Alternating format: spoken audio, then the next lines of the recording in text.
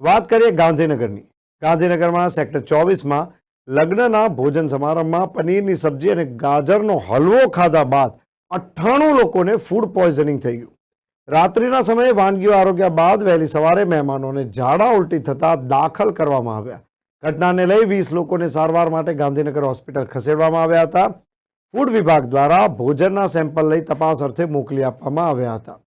Food poison થયું હોવાનું પ્રાથમિક તપાસમાં સામે આવ્યું છે. શહેરના સેક્ટર 24 ખાતે રહેતા પરિવારના ઘરે લગ્ન પ્રસંગ હતો. આ પ્રસંગે સેક્ટર 24 રંગમંચ ખાતે રાખવામાં આવ્યો હતો અને જેમાં 300 આમંત્રિતો પ્રસંગમાં હાજરી આપવા આવ્યા હતા. ત્યારે પ્રસંગમાં પનીરની સબ્જી અને ગાજરનો હલવો ભોજનમાં રાખવામાં આવ્યો હતો. ભોજન સમારંભ બાદ પ્રસંગમાં આવીને ભોજન કરનાર આમંત્રિતોને ઝાડા ઉલટી થવા લાગ્યા હતા.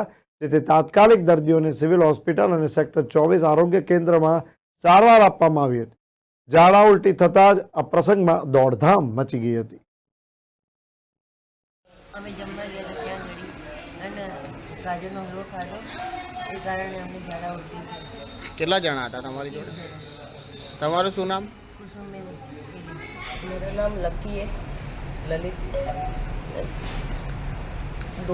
24 में रात को 10 बजे के आसपास मैंने पापा हमने मेरा अंकल और भैया ने सब मिलके खाना खाया था वहाँ पे दाल भात और सब्जी ये गाजर का हलवा और मिठाई खाई थी।